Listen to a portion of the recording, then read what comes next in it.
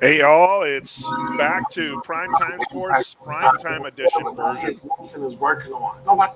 Uh, we are back on Monday nights now. Now, this is a temporary time slot as we will be moving this show to 6:30s on Monday, Central Time moving forward. But, Luke, tonight, a special Primetime edition, 8 o'clock edition, Bears first game whatever that was edition, and then a little White Sox chatter to go along towards the tail end there. But first of all, how you doing, man? Good. Yeah, it's been a bit. You said, I guess it's a prime time It edition. literally is, yes. Pretty soon, Deion Sanders is going to sue us for copyright. Time. Or Chris Bergman, one of the two. Yeah. Um, but no, it's been good.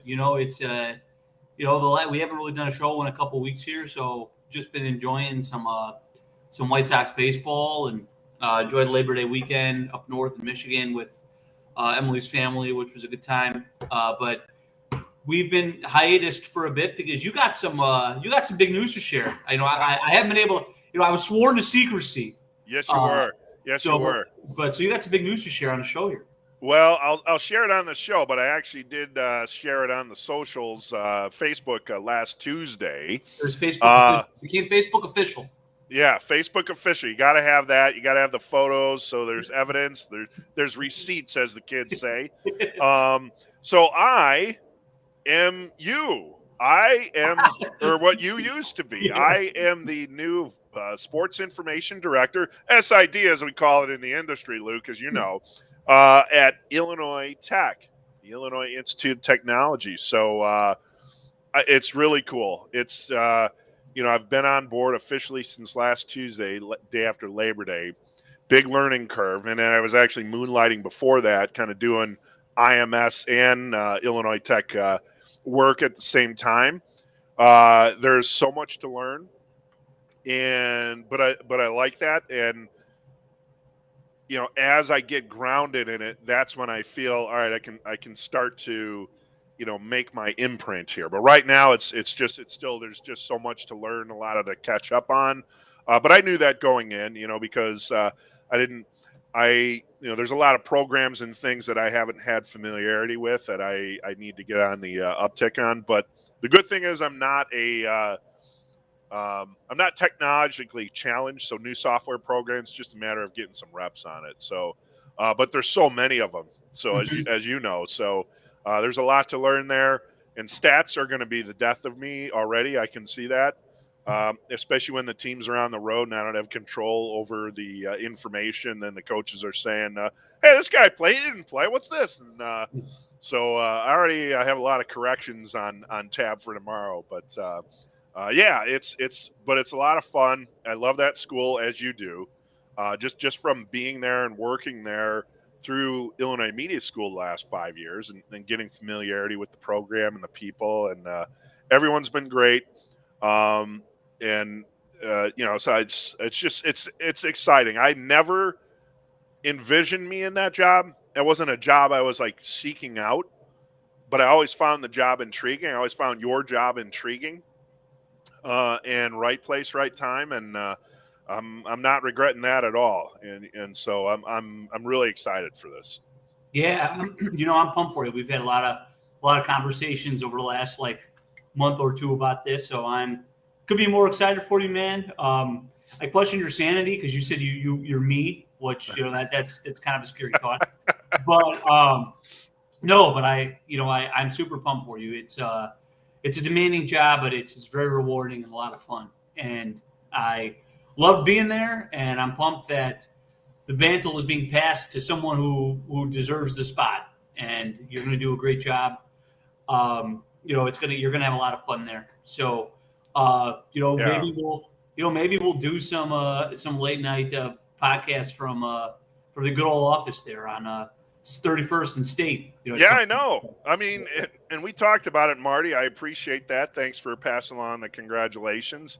When you were back in that chair, All right, here I am. I'm Luke Stanzik again. Well, you said you're me, so here you are. Literally. You got my Twitter handle. How does this happen? All right, it happens every time when you do the football show. I am Eric Willowhite, as far as I know, and it's at ESWillow72. Everyone's getting a peek behind the curtain right now, and there I am. Okay, so there you go. Once you start losing your hair, then you know you'll be me. So.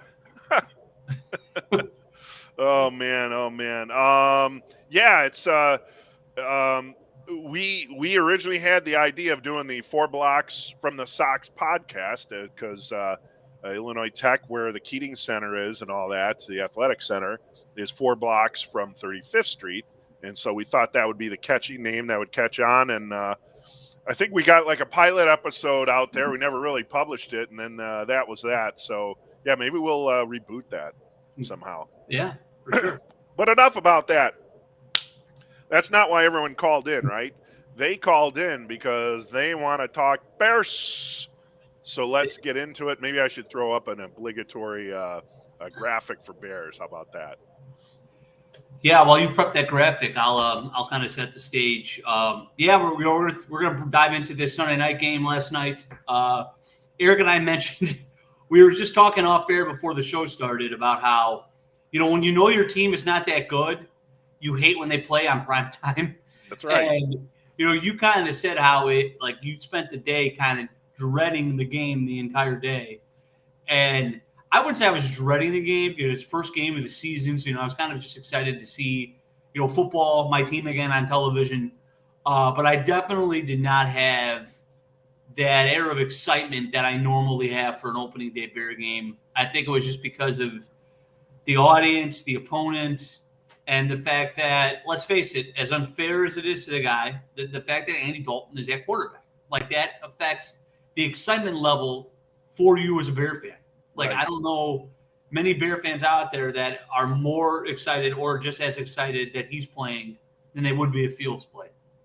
And what occurred on the field, what we saw was, to be quite honest, was right smack dab what I expected. I didn't expect the defense to be very good, especially versus Sean McVay-led offense with now a very, very competent, above-average quarterback at the helm. That's not Jared Goff. I didn't expect Andy Dalton to blow the doors off you, which he didn't. And I expected some dumb decisions and calls by Matt Nagy, which, of course, happened. So, it's pretty par for the course for what I thought was going to happen. And I'm pretty sure you feel the same way here. Well, did you expect the defense to be that bad, though? I mean, if you told me the Rams are going to score, what was it, 30? What was the final? I can't remember the final. 34 points. If you told me the Rams were going to score 34 points, I would have been like, okay, that doesn't surprise me at all. Okay. Did I expect them to completely blow 2 coverages in the secondary? No. So the way it happened, no, but the actual score, end result, yeah. The end result is probably what I expected. And so going in, this is why preseason football sucks. We surmised, when we were doing our, not necessarily previews, but when we were talking training camp and things like that, the secondary was going to be an issue and the offensive line was going to be an issue. And that even compounded since the last time we did the show because of the finality with Tevin Jenkins signing Peters. And then Larry Bourne being inserted in there. So there's a lot of uncertainty at the left tackle position, let alone the right tackle position. So we knew that. And we knew the secondary was who, right? It was very thin. And it was exposed yesterday. The safeties were exposed. The corners were exposed. There's no, who is our nickel guy? What happened to Duke Shelley? Duke Shelley was inactive, and they chose to go with Marquis Christian? Marquis Christian, who I actually just pulled it up to confirm this. I saw a stat today that he has played in his NFL career. He's been in the league. This is his sixth season. He has played almost double, probably about 40% more special team snaps than actual defensive snaps. Yeah. So the Bears are basically playing a special teamer in the nickel, which, you're talking about the lack of depth at tackle and the lack of depth in the secondary.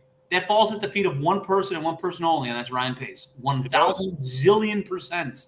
Yes. On Ryan Pace, that we walked into a game with Marquis Christian as the nickelback, Alec Ogletree, who, God bless him, had a great preseason, but was cut by like 3 teams for a reason, at middle linebacker, and Elijah Wilkinson having to trot out there to play tackle after Jason Peters was pulled off of his fishing boat trying to catch some bluegill, in the lakes of Mississippi or wherever he's from. That's all Ryan Pace. And again, I'm gonna get on the soapbox again. I know you and I kind of went back and forth on this. When they were trying to clear cap room this offseason, it's like they just looked at the sheet and were like, oh, okay, this guy makes the most money, that we could save the most money. Let's get him out of here. It's like they didn't take stock of their roster. You kept Jimmy Graham, who he had like 15 snaps last night. I thought this guy was so important we had to keep him. He had like 15 snaps. Yeah, what is he making? 8 mil, 10 mil? Yeah. And then, Charles Leno by no means is a world beater, but he's over there playing in Washington yesterday. He would have looked better than the Elijah Wilkinson when he came in there. I actually didn't think Peters or Borum looked that bad. But when Wilkinson came in there, it was like a turnstile. That's Ryan Pace made that bet. He's got to sleep in that, and he's going to have to sleep in it probably all season long. Well, and not only that, next year they have lost draft capital, and they're going to be. Matter of fact, I think they're going to be even more up against the cap next year than they were this year, and so they have some tough decisions going on there. I know some money will come off the books, but they still have some money that's going to affect the cap. Even if they let go of players, so it's just a mess. And you're right. I go back to that decision with Jimmy Graham, and then at the time you were focused on Kyle Fuller or Kyler Filler, as we like to say, as the trade-off. But that trade-off also could have been Charles Leno as well. Yeah. But the timing of it was more on the Kyle Fuller side. Boy, yeah, we could have used either one of those yesterday. Matter of fact, probably more so Kyle Fuller. Yeah. Because I would have felt a lot better from a defensive side. And then the other thing that was frustrating about that, before I get to the positive, I think there's one positive we'll probably both agree on, maybe two. This defense is now exposed. Not only is the secondary bad, but that front line and the ineffectiveness of Khalil Mack in game 1, he was just a ghost again. And I'm tired of these other metrics that say what he's actually doing, even though you're not looking at the stats that you're looking, like pressures and sacks, and he was nowhere to be found yesterday. Yeah. And I know he was on the injury report heading up to the week, and I know he wasn't doubtful or anything, but this guy's never healthy since 2018. He's a shell of the player he was in 2018, even before that. So if you're not getting anything from Mack, and we know we're not getting anything from Quinn, and then we don't know what we're going to get from Akeem Hicks. He's hot and cold, and he's also a penalty machine. Oh, and Eddie Goldman now being injured. Yeah. If that front line can't deliver you anything, and the linebacker depth is not that great, Roquan Smith can't do everything. Yeah. And he's it. It feels like he's it. And then when Akeem Hicks wants to play, those are the two players. Yeah, and those were really the only two players defensively that stood out last night. It's hard to. Yeah, I think Jalen Johnson's a great player, but the book's on him. The teams are just going to throw away from him all year now. Right. There's no number 2 corner. They got no nickel corner. Yeah. When you play a team with 3 good receivers like the Rams, all right, Jalen Johnson's guarding Robert Woods. Okay, we'll throw to Cooper Kupp all game, and he'll torch you, which is exactly what happened. Right. Next week, people are talking about the Bengals. The Bengals just beat Minnesota, and the Bengals, they got 3 really freaking good receivers on that team. And Tyler Boyd, T. Higgins, and Jamar Chase had a splash debut yesterday in his first NFL game. So whoever Jalen Johnson's not guarding, good luck. Right. I'm worried. I think the Bears are going to lose next week. Like it's very possible. Yeah, that's I think just based off the teams that the Bears, if a team has have an average O-line and an average quarterback, I think the Bears are gonna struggle with that because they can't cover people. They're not unless the Bears are getting pressure, they're not gonna be able to cover people just because they don't have the talent. And you would think you got some good guys on the back end, but they need, Deshaun Gibson and Eddie Jackson last night could use a GPS to track the ball. And Khalil Mack has drawn the ire of a lot of Bears fans, for his disappearance last night and some games last season, and I could not agree more with that. Nobody draws more infuriation for me than Eddie Jackson. Yep. Eddie Jackson what has he tell me a big play he's made since 2018? I cannot signing his contract. That's his only big play. I have watched every down of every Bear game since 2018, since whenever. I cannot remember making a big play since 2018. Eddie Jackson has got to be the most overrated defensive player in the NFL. Like, he has to be. I don't know who else it could be. Like, overrated and disinterested. He's not only, let's just call it like it is. He's not only not an elite player, he's bad. Yes. Like, he is now bad. Right. Like, he doesn't tackle. He doesn't make plays on the ball. If you can't come up and make a hit or you can't make a play on the ball, then what are you doing at safety? Like, if Sean Desai really wants to make an imprint, I'd call that guy in my office today and be like, turn on the tape and be like, if I see this again, you're benched. And I know that's a meatball coming out in me, but like, it's seriously, he's terrible. He's been awful. Like, so, and Samuel agrees with you here. He is definitely overrated. Yeah. And he's tapping into the thing we talked about, the cap next year, dead cap money. Yeah, that's that's not bad. Yeah. Ryan Pace, especially, just has to. He should go to bed every night and sit down when he says his prayers and thank God that Justin Fields fell 9 spots in the draft, because otherwise he'd have his pink slip on his chair maybe after that game. Oh yeah, without a doubt. And Tony talking about firing Nagy and Pace, just get on with it. Nothing's going to change. Samuel saying as long as McCaskey and Ted Phillips are around. Both of those things are true. Pace and Nagy need to get fired, I think. And McCaskey and Phillips need to not be involved in Bears doings, but that's not going to change. They think by drafting Fields saves them. It won't. And that's a timely post there, Samuel, because we're going to transition into our next topic, which is Dalton versus Fields. The clamoring is only going to get louder, as you put it, Luke. And I stepped back from that game yesterday looking at it from a different component.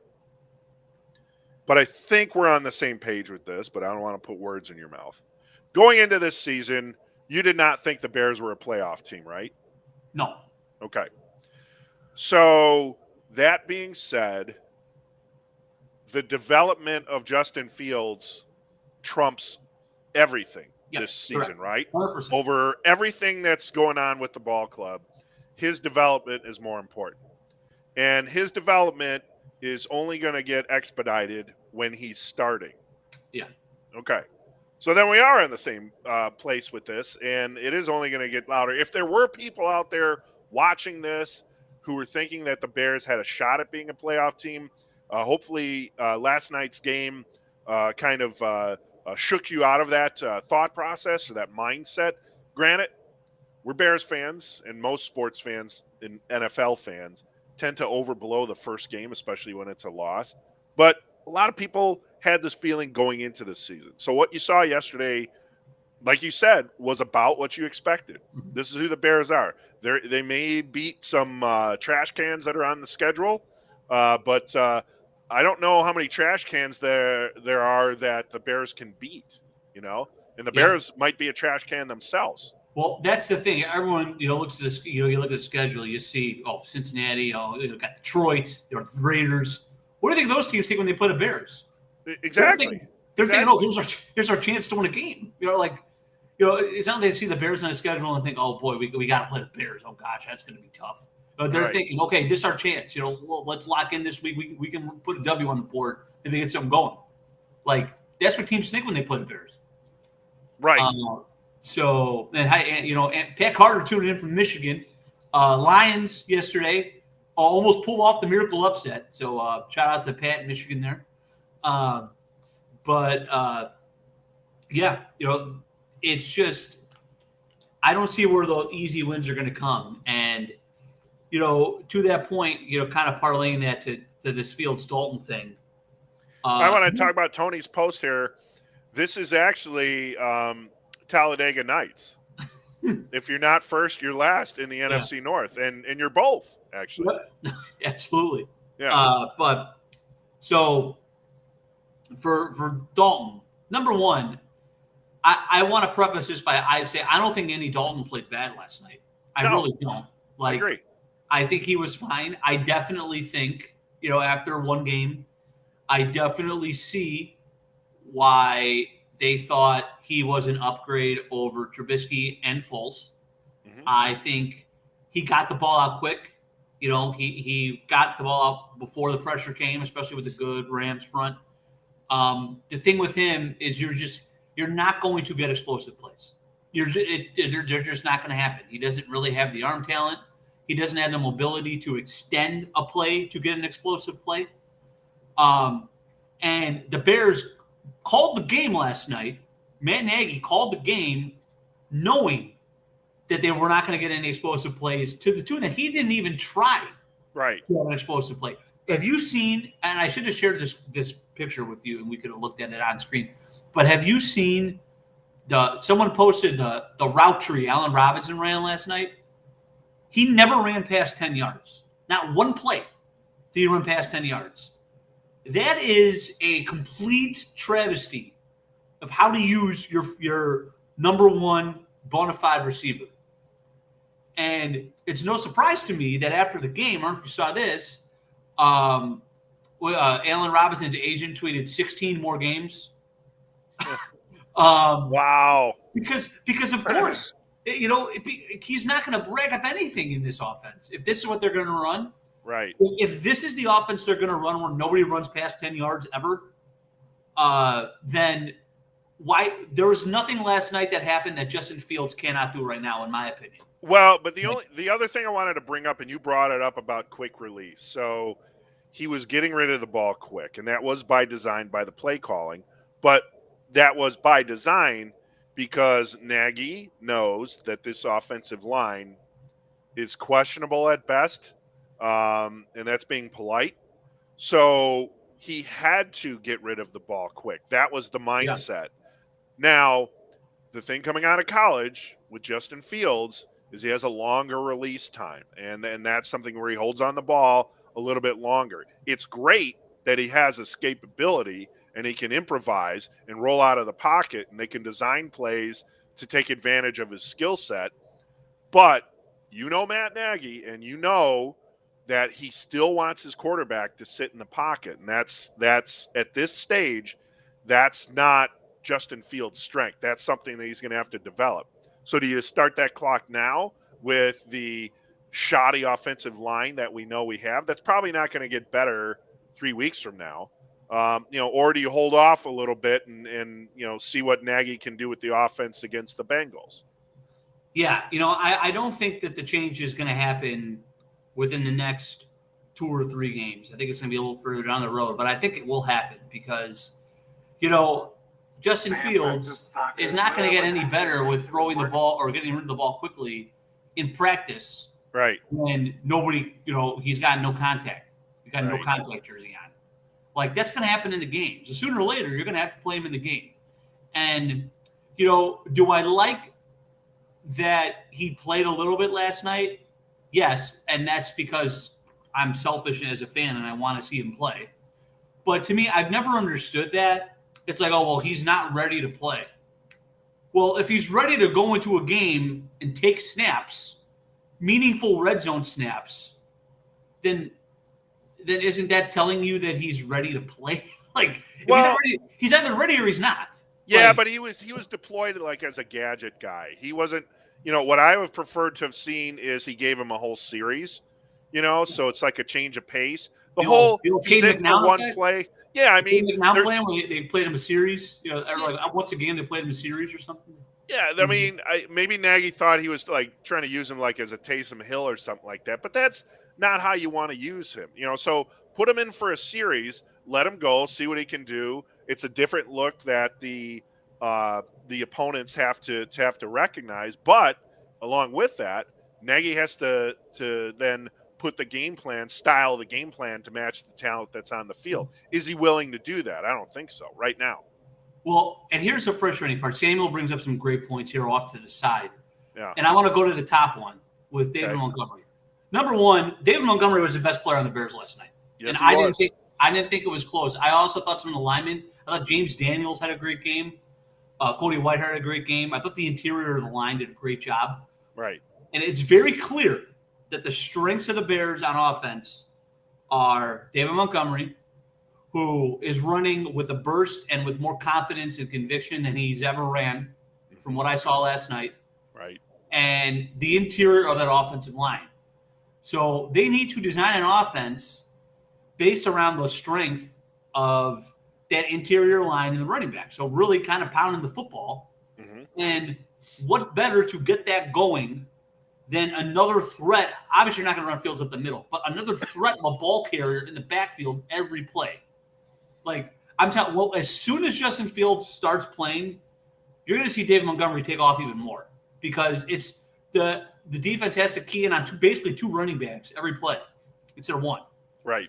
So the frustrating part is like, yes, I always hear, oh, he's not ready to play. He's not ready for, the offense and whatnot. But really, the offense should be centered around his strengths and the team's strengths and not what Matt Nagy wants to do with his BU play sheet where there's 9 zillion routes and none of them goes past 10 yards. Yep. Yeah. I've been consistent with it, and so have you. It's like this is the fear of Matt Nagy. He's a play collector, a play caller.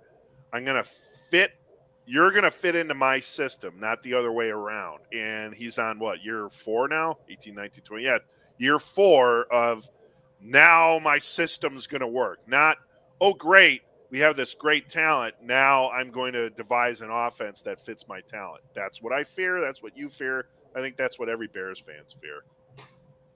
If the Bears, let's hypothetically say they lose to the Bengals next week, and they lose in Cleveland, which everyone probably will expect that they do. Yep. Do you think, and let's say Dalton plays every game, Dalton plays like he did. Yes, so he's very average the next couple games. Do you think week 4 versus the Lions, they roll out Justin Fields at quarterback, or do you think they're still going to wait? I think week 4, yeah. Because I think they'd want to do it at home. Otherwise, because it's like home, road, or road, home, road, home, road, home. So they'd have to wait till week 6 then to deploy him. And I know they want to do that at home, right? Yeah, I would think they want to do that at home.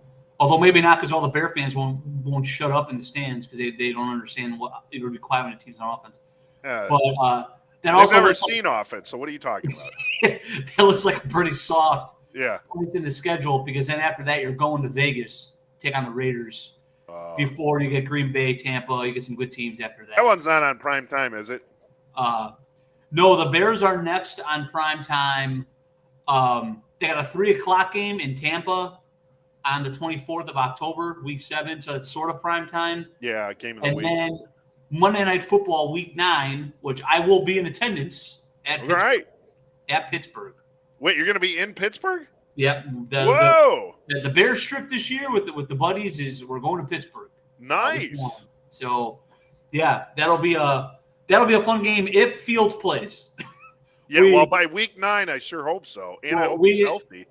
We intentionally we had a couple cities we were considering. We thought LA would be fun. We thought Vegas would be fun until we looked at the ticket prices. Yeah. And then, Pittsburgh, just because it's a city kind of we haven't really been to. Seattle, they played Seattle later this year, but that's Christmas weekend. So, yeah.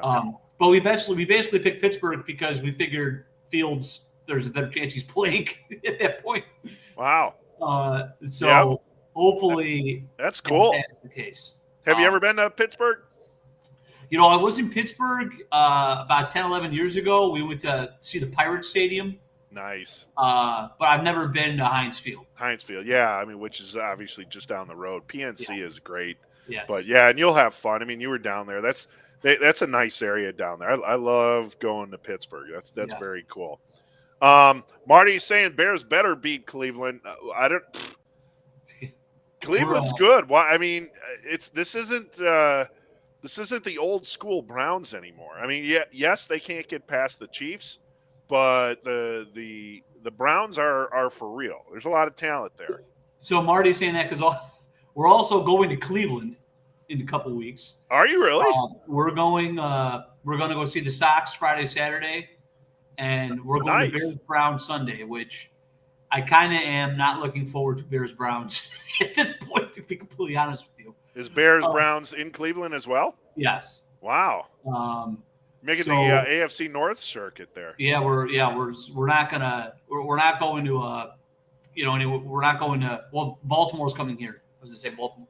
But those are the two road games that I'm going. I've never done two road games in a year, so it's going to be interesting. Wow. Okay.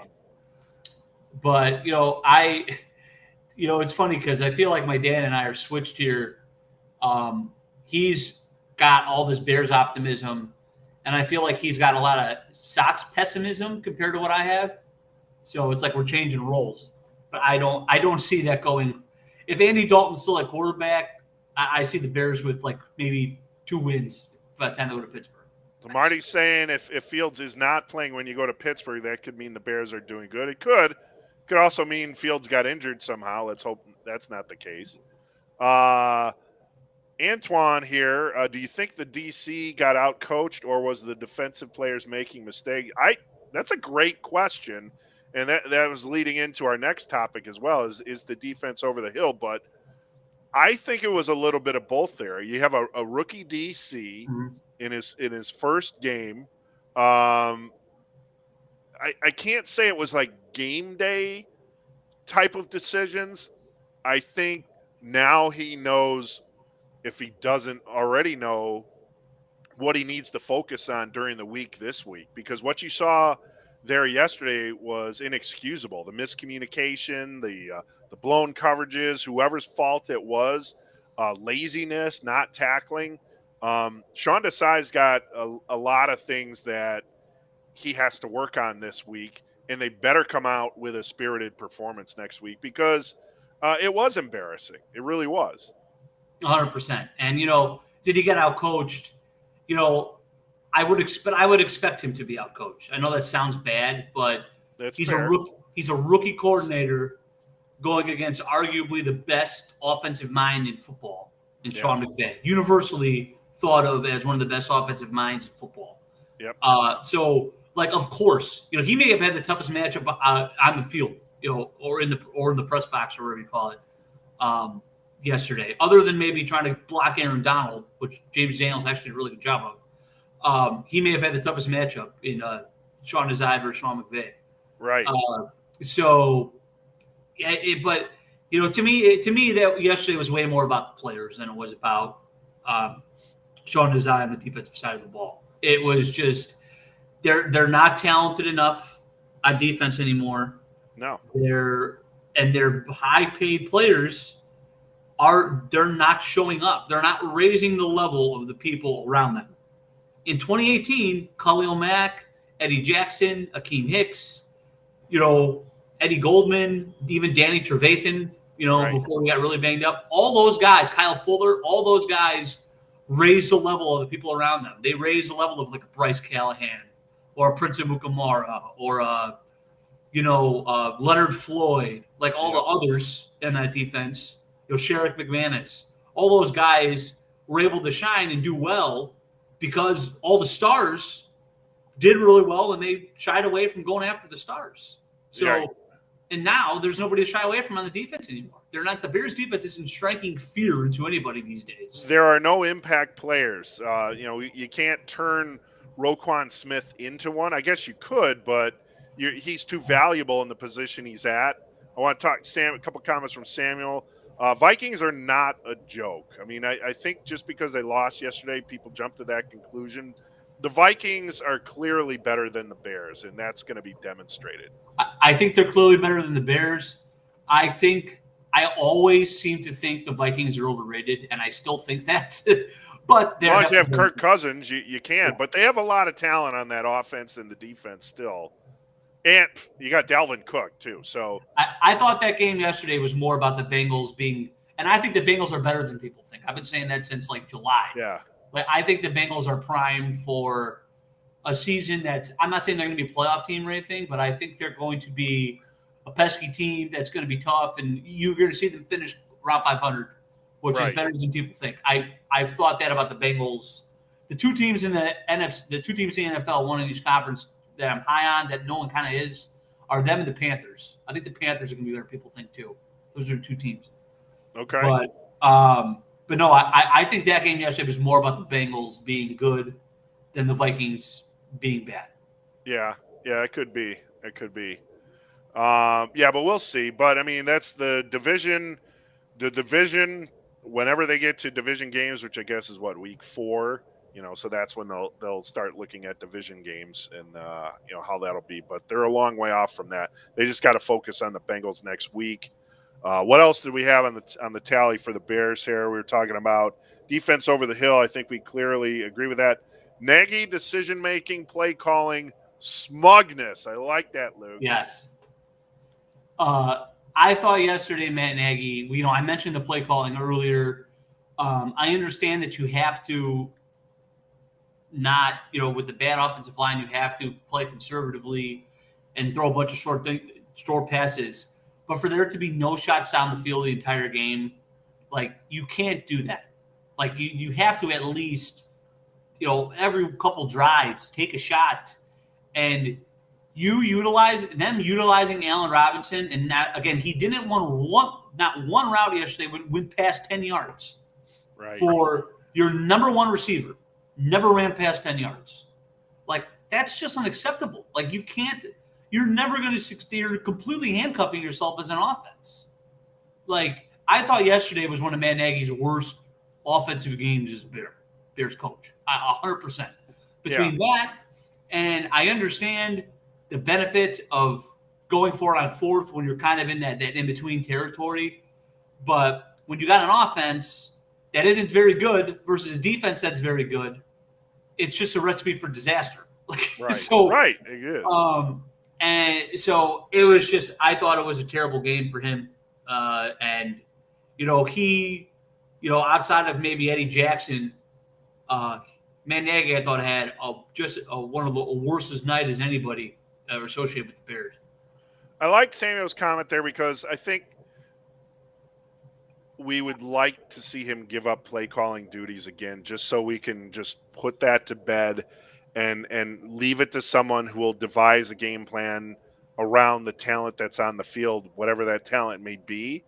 I know, though, he's still stubborn in that regard, but when I look at what happened on the defense yesterday, and you have a rookie DC and a lot of rookie position coaches, I think Matt Nagy's biggest responsibility right now is to be the CEO of Bears operation, right? Not player personnel. It's the team. It's overseeing both sides of the ball and being that manager and team leader and pulling everyone in the right direction. That's where I think his voice is needed the most right now. And I do believe that is a strength of his. It's definitely that play calling and the amount of time that he commits to play calling and the playbook and devising a plan and the first 20 plays and all that, I just think subtracts from what he needs to be doing overseeing the team model right now. And yesterday was just a clear case in point of that. But unfortunately, I don't think he's going to give up those duties again unless he has to. And if he has to, and if he waits too long, it might be an indictment on what's left of his career. Yeah, no, 100%. And, he's too smug and stubborn to give it up, which kind of went into that word I used. And then in the press conference yesterday, it was kind of like the old dog meme where he's sitting around the fire and everything's fine. This is fine, yeah. That's basically his press conference yesterday after the game was exactly that. It was like nothing. He didn't seem to be bothered by yesterday, which really didn't sit well with me. And every sign points to the fact that they can go 0-17 and they're on the hot seat. Right. Well, like they're certainly not operating like they are. So, and that's it's just disturbing to me. It's kind of like we're okay with the status quo at the moment, and that's never a good place to be in sports, and especially for the fans to kind of get that message fed down to them that the status quo is kind of what we're going for at this point in time. Right. Yeah, it's I mean, it's just it's a week by week thing with this Bears team. We'll give them the benefit of the doubt going into the Bengals game, but I'm not expecting that much of a change in what Nagy does, and maybe not so much from the outcome standpoint either, unfortunately. The one thing I am intrigued to see next game is I am intrigued to see what kind of adjustments Sean Desai does make, because we do know Right. the one thing we know about Matt Nagy is he's completely hands off the defense. Yep. So, Desai has the autonomy to do things his own way, and he is a Vic Fangio disciple. So I have some faith that Desai will probably come out and you'll see some different things defensively. I think they're going to probably do some more creative stuff. Now that we're one game into this thing, and he, like you said, it's kind of a, splash of cold water on the face. Where he's like, "Whoa, all right, like, yeah. Boy, I'm really limited in the secondary. How can I generate something with this group?" Like, he's going to have to do some different things. So I am interested. That's probably the number one thing I'm most interested to see next week is what he does, because like you said, I think we know what the offense at this point and what the way Matt Nagy is. As long as he's calling plays, we know what we're going to see from the offense, and it's going to be very, very uninteresting. I think that's the best word to describe the Bears until Justin Fields enters as a starting quarterback. That changes everything. But until that point in time, I think the Bears are very uninteresting. Uninteresting. Yeah, that's my word. That's my word for them right now. Is to me, they're a very uninteresting football team. Yeah, that is true. That's oh boy. All right, well, let's move it along. That'll do it for our Bears talk. Let's move into the White Sox now. And the question on the table, sir, or actually the topic du jour, as I like how you put this, the sore legs approach. You got legs that are barking with different players, cramping up, knees, all kinds of stuff. What to do with these White Sox players? First of all, starting with Tim Anderson, who allegedly is returning from the IL tomorrow. We'll see if that happens. But from the pre-game press conference yesterday, it kind of sounded like TLR, Tony La Russa, is going to kind of play Tim Anderson kind of here and there. He's going to play him a game or two, take him out. He's not going to risk him playing extended innings in this home stretch here so that he's fresh for the playoffs, which I'm perfectly fine with. I just don't know if whatever it is that's bothering Tim Anderson is going to be rectified by rest if it hasn't already. Yeah, and the fact that he is coming off the IL, and the fact that they said he's ramped up his activity this week. He's done a lot of pregame running and took PP, took ground balls, all that kind of stuff. Like, to me, all that tells me that I would think he's pretty close to 100%, if not there, if he's coming off the IL now. So, but I agree with you, and I feel like you and I are in the clear minority here, where I haven't had a problem with how they've handled this situation. I really haven't. Yeah. I understand the urgency to go out there and try to win games at this moment, because I do think home field advantage for this team is very important. I do. Yep. They're the best MLB team. I think, I don't know, MLB or American League. I know they're the best American League team at home. Yeah. I think the home crowd, especially on the weekends, has given them a nice boost this year, which is ironic because I'm told the White Sox have no fans. But no, they don't, Luke. Yeah. But I think the home crowd has given them a nice boost this year. I think they're built for their ballpark. They're a team that's got a lot of power when everybody's healthy. So they're built to play in guaranteed rate field. Right. Power arms that can get a lot of swing and misses and bend power bats. But at the same time, like, I would rather have Tim Anderson and have to play on the road than not have Tim Anderson and have to play at home. Like, right. And yes, it's sore legs. And that sounds like it's one of those things that sounds very, I hate using the word soft, but people like will throw that term out there to describe players sometimes. And it's one of those, okay, he's sore. Like, it doesn't exactly strike as like, oh my gosh, he's really going through something, But if he truly is, so if his legs are bothering him, then that could be a precursor to something. Something could happen to he can have a leg injury, he could have a knee injury, because of overuse or whatever the case may be. So why not err on the side of the caution if you got a 10-game lead, and to ensure that he does stay healthy? See, I'm just not convinced it's all soft tissue. Now, I know if there was something more at play, they would have probably done the diagnosis, given them the exams, the MRIs, whatever it is. But it just seems after that Friday night game in Tampa where he went crazy, he hasn't been the same health-wise with his legs enough to where, they held him out for a while for a few games, brought him back, played some, and then he had to go on the IL. If that's just legs barking and soft tissue that he just can't get through right now because of the dog days of the season, that could be at play too. We're back to 162 versus 60. Mm-hmm. But there's a little part of me that worries something else is going on beyond just barking legs.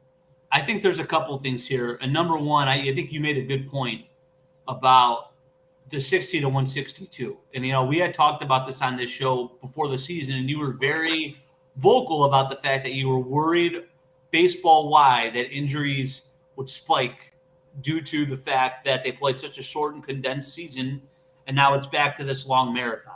And I was more worried on the pitcher side, yeah. But you can't overlook position players. And, to my dad's comment here at the top here, I've never heard of tired legs before this year. Well, maybe that's why. Yeah. Maybe it is because, you haven't had this marathon in 2 seasons, and you prepped completely differently last year than you did this year because it was such a short year. Like, maybe that has something to do with it. So I think that's in play. I think the other thing that's in play was, because he had the sore legs, he came back, then he had him again, and they IL'd him the second time. I think they probably should have done it the first time, and I wonder about how much of him coming back the first time was they didn't do a very good job of maybe protecting. You talk about this all the time. They have to protect Abreu from himself. Yeah, because Abreu could be thrown off the top of the Sears Tower. He'd get up. He want to take his at bat. Right. Yeah. And I feel like Anderson's the same way. Like, Anderson is such a gamer; he always wants to be out there. And I could totally see a scenario where he was like, "I'm playing in Tampa. They screwed me in the All-Star game. Put me in the lineup." And they kind of caved into that, and then he kind of re-aggravated whatever he had going on. So, and so I think this whole IL set, I think part of that could have been is they know he probably can use the rest, and they're protecting him from himself, which sometimes you need to do that with players, with your Abreu's and your Andersons and your Lance Lynns, like these guys who they'll never sit if you don't tell them they need to sit. Right. No, that's true. They have a lot of guys like that. Yeah, they have a lot of guys. Giolito is another guy. It's like that. Like, so they have a lot of dudes that are total gamers, and that's great. And you need that come playoff time. But, and this is a totally different conversation if they don't have the 12-game lead. Then all these guys Tim Anderson does not go on the IL if they're up 3 games. I would bet the house on that. Like, it wouldn't have happened. So, like, if anything, I think we should be pretty thankful that they're in the situation that they're in, and they're able to do this. But I do think it's important that they do get a good couple weeks under their belt, active and healthy, before you get in the playoffs. What's your thoughts on your mom putting Hernandez down for some rest there too, and let Leary Legend play a little more at second base? I mean, it's hard to disagree with that right now. Like, it really is. Lurie is playing great. Yeah. As much as he's drawn the ire of many Sox fans over the years, he is playing terrific at right now.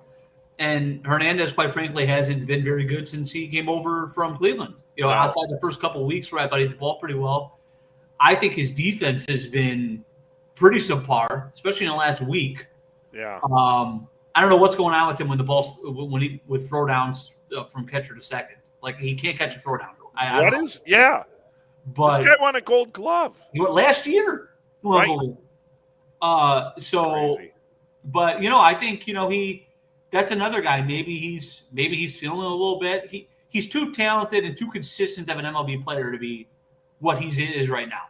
Like it's not like he's over the hill or anything either. So I think he's better than what we've seen Hernandez, and I'm hoping that maybe they kind of slow play him a little bit once TA comes back, and then that paves the way for him to have a strong October because they're gonna need Cesar Hernandez to play well in October.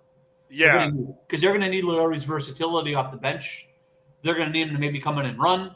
They're gonna need him to fill those roles. And as much as I love Leury Garcia, that is his ideal role. It is not playing every day. It never has been. It never will be. His ideal role is to come off the bench, play a couple times a week, wherever he needs to play. Don't you dare call him a utility player. TLR will get after you. Yep.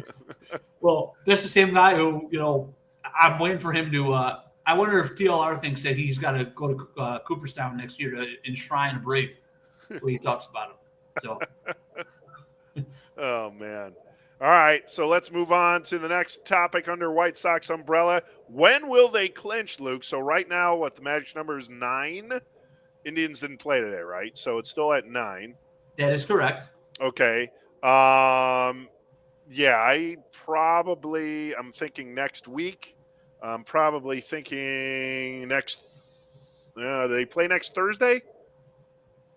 They play next Thursday in Cleveland. I will be there then. Okay. So that would be cool. Yeah. I think it's going to happen a little sooner. So you're going to go with the 23rd. Yeah. I'm going to say they clinch Tuesday, September 21st. Okay. In Detroit. In Detroit. All right. I think they clinch then. Cleveland coming up here. Cleveland plays the Twins, who honestly are not playing terrible baseball at this point in time. And then they go to the Yankees, who are playing terrible baseball at this point in time, but they're still Yankees. Hey, I do love how the Twins and the Yankees had to play a makeup game today, and of course the Yankees beat the Twins as they always do. Which is the Twins have actually lost 4 or 5, so maybe I stand corrected. They did win 4 straight before that. That's what I was thinking of. Yeah. But I just, Cleveland right now, Cleveland's kind of dead in the water. They're playing pretty uninspired ball. They've lost 6 of 7 and 8 of 10, the Indians. So they're I kind of think they see that writing on the wall at this point in time, especially they're about to go on a 6-game road trip. I think they'll probably lose 4-6 or something like that. And so you say the 21st. Okay, I say the 23rd. Marty says the 24th. So yeah, well, obviously sometime next week. That's what we're hoping to be out. It's obviously not going to be at home unless something terrible happens, because they'll be on a little bit of a road trip here. Yep. Which is kind of annoying. It's always cool to see something like that happen at home.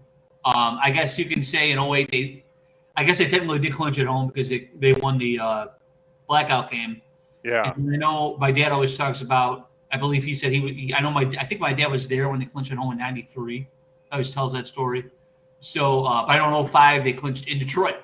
So yeah, maybe the Sox clinched in Detroit. Remember the last time the Sox clinched a division in Detroit? All those tweets that go out there right away. That's right. Hey, I want to backtrack to this question here. Concerned about Vaughn. I don't know. I think just giving him I don't think it's anything significant. I just think it has been a long season, and we talked about 60 to 120. He didn't even have 60 last year. Yeah. He wasn't even – I don't even think he was – was he at Schaumburg? He was at Schaumburg. Sheets wasn't at Schaumburg. Vaughn was, but he wasn't playing 60 games of competitive baseball. Yeah. Andrew Vaughn – yeah, go ahead. Sorry. No, I was just going to say I don't think there's like a long-term concern effect here. I do think he could use the rest, whatever's ailing him with his legs or body or whatever. I don't think it's going to, be a prolonged thing that'll affect him and where he won't return. And I also think time off can really help him. I think he needs some time to recharge. Yeah, Andrew Vaughn has been he has not been good of late. No. He got his average at one point up to I think 265, something like that, and he's down all the way to 240. Yeah, and maybe that's what your mom might be talking about, which is maybe his performance, not so much his injury. I kind of think giving him the time off will recharge him offensively. I just think he just needs he needs to take a step back for now. I think his number one thing is he is not nearly as aggressive at the plate as he was when he was going well. Yeah. I feel like he's taking a lot of pitches early in the count, and he's falling behind and getting in a position where he's 1-2-0-2, and then he's got to chase something out of the zone because he's in protect mode with the way he approached the at bat. So I think whenever he does get back in there, if his legs are fine, I assume that will be tomorrow night because I know they're facing a lefty. Mm-hmm. But I do think if he doesn't get himself going in these next 2 weeks, I think he will probably lose his at bats against right-handed pitching. I don't think he'll get benched versus lefties in the playoffs. I think he's been too strong against lefties all season long, being a right-handed bat. I think he'll be in there versus left-handed pitching come playoff time. But maybe you see Gavin Sheets. Maybe you see Adam Engel once he comes back, which I believe is going to be very soon. Yeah, that's true too. So maybe you see those guys in. Maybe see Brian Goodwin on the playoff roster. We'll see, but he needs to. I do think the rest probably will help, but he does need to start hitting. And go ahead. Well, I was going to say the other person who needs to start hitting, who's starting to is slumping right now, is Eloy. Yeah. So Eloy has been scuffling too, and that just kind of that crimps that lineup when he's not hitting because you need him hitting behind Abreu. For Abreu to be that much more effective. Obviously, you need Anderson back, and maybe getting Anderson back will help Eloy somehow, even though they're spread out in the lineup. But Eloy needs to start hitting. They all need to start hitting. But, I'm not expecting them all to have, like, their career best or things like that. But Eloy needs to pick it up after his hot return. Whenever Vaughn comes back, we need to see the first half Vaughn come to fruition. So there's a lot of players at the tail end of the season here that really need to pick up their play for various reasons. Eloy in 8 games in September, no RBIs. Yeah, that's not good. He has not been playing very well. I want to throw up the only team that has this. The White Sox are not the only team that has this. They're just talking about injuries or slump. What are we talking about? Well, I think he's talking about the sore legs thing. Okay. But they're the only team that has the flexibility. Outside of maybe Milwaukee, the only team that has the flexibility that they're able to do this. Yeah. Because of the division. Right. That is why. If this was a close division, they would all be playing. And I agree. I think home field advantage is a big deal, and they should probably be playing for it a little harder. Mm-hmm. But I think that their focus here is definitely on making sure that they're going to avoid anything. Oh yeah, from an injury standpoint. Right. You have to have your players ready to answer the bell come the first round of the playoffs. So no matter what. So if that means you're not going to be competing with Houston to get that home field advantage in the first round, so be it. But it's more important that you have the horses ready to go there. Well, again, here's the question. The White Sox have 19 games left. No, I believe that's the correct math. They got 19 games left. Okay. At what point do you stop saying, okay, let's nurse these guys and shepherd them along and start saying, okay, we need to ratchet this up and get these guys in there every day so they are ready come playoff time? All right. So you're saying that the closer we get, when do we need to ramp up? Yeah, getting them out there. When you need to ramp it up, because at some point you need to. You can't just. I like what they're doing, but you also can't do this the entire rest of the regular season, and then Anderson walks into the playoffs playing 5 games in 12 days and isn't like there has to be a point in time where the ramp up begins. And I'm assuming, as much as flack as people give La Russa, and I have at points in the season, I'm not sure what he was thinking the other night. With nothing pissed me off more last night than Mike Wright pitching 10th inning. Yeah. So, but I do think he is a smart guy. So I do think in his mind there is a point where he was like, okay, we need to ramp it up. I'm just wondering when that is and when that should be. Yeah, I mean, to me, the answer would be that second to last weekend is when you start inserting them to make sure that they are available and that they're that they have some at bats and they have some momentum going into that. Because what's going to happen is we know that last game of the season, pretty much most of the starters are going to be resting as much as they can. Yeah. So they'll have to have some of them out there because it's not a expanded roster to like 30 or something like that. It's just 28. Yeah. So you don't have that much flexibility to do that. But I do think that second to last weekend is when they would want to make sure they have most of the lineup up and running and playing as much as they can. He'll still, though, TLR will pick his spots where he doesn't play everyone. He'll rotate it around. So it isn't that we have to have the full lineup. It's just that, he'll rotate it around. Alec checking in. Hey, Alec, good to see you there. Haven't seen you on here in a while. Thanks for checking in. I think a lot of this stuff here is, a lot of it is kind of just fluff and minutia and things to talk about with the White Sox right now. Yeah. We can't lose sight of the fact that this is a really good position to be in. It is.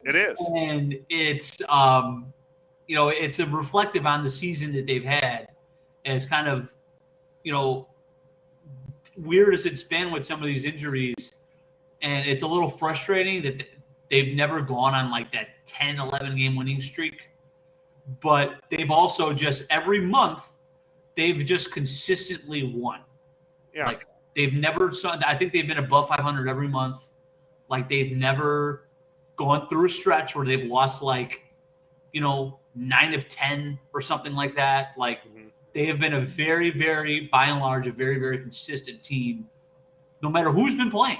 And that's honestly, it's an awesome thing. And it's, it's a good precursor to what we're about to see here in October. And just buckle up because it's going to be a blast. I hope it lasts a long time because I'm definitely not ready for this season to end. I won't be ready whenever it does. Right. And so I think a lot of Sox fans are getting kind of upset. Oh, why are these guys not playing? I'm just the best is yet to come. The most important part of the season is yet to come for this team. Right. And let's make sure the pitchers are healthy. Yeah. Let's make the position players are healthy. And we didn't even talk about the bullpen and Craig Kimbrell and Michael Kopech to a lesser extent. But, so maybe that's a topic. We'll see how the week goes, and we'll see if we have to put that up as a topic next Monday. He may be, I may not be more – I think I'm more worried about Craig Kimbrell right now than anybody else on the roster. Yeah. He just – it's kind of like Eddie Jackson. Let's call it like it is. He has been bad. Yeah. Craig Kimbrell has been bad since the trade. Yep. Period. Yeah, yes. I don't want to hear 8th inning, 9th inning, whatever. The 9th inning people yesterday probably got pretty quiet. So I don't want to hear any of that. Just be better. Right. And he has to be better. And I'm hopeful that the postseason and him having all the postseason experience he has will kind of maybe rejuvenate him and lock him back in and refocus him because he's going to be pitching the 8th inning in the playoffs no matter what happens. White Sox have a lead. That first playoff game, they got a 2-run lead in the 8th inning. Guess who's walking into the game? It's going to be Craig Kimbrell. Oh, yeah. Yeah, you're right. He can get a home run every game between now and the end of the season. He will pitch the 8th inning in the first playoff game. He will. He definitely will. He's got to be better. All right, let's see. We got some last comment here. Early returns on the trade is not good. Yes, that is an accurate statement there, Marty. All right, so our next show is going to be next Monday at 6:30 p.m. So that's when we're going to do this. We want to do it before Monday Night Football so everyone can eat their dinner, chat along with us here. The topics, obviously Bears and White Sox, and then we'll be getting into the fall sports there shortly after that. But 6:30 is on Monday. That's when our shows will be going forward, and our next show will be next Monday at 6:30. Anything close out, Luke? No, nothing much. John Cothell wants us to mention that Jameis Winston's a first ballot Hall of Famer. Oh, yeah, of course. Yeah. Who's going to beat him there, Alec? I did see a stat. You know me, I'm a big stats nerd, and all these types of little funny stats always intrigue me. He had 5 touchdowns on 20 attempts. That is the fewest amount of attempts for a 5 touchdown game since 1960 or something. Wow. I saw that this morning. So that was so Jameis Winston played well. I'm not sure if he really had anything difficult to weather in that game. That's still a good start, though. He wasn't bad. Yeah. He didn't cough up the ball, which is always the concern. No, I mean, and the Saints got to be pumped the way you just kicked the tails off the Packers there. And so no, I mean, good start for Jameis. That they're going to be an interesting team to watch here this season, I think. No, without a doubt. So, all right. Well, thanks for tuning in, everyone, to Primetime Sports, back on Primetime Edition. Luke and I will be back at you next Monday at 6:30. Thanks for tuning in, and everyone have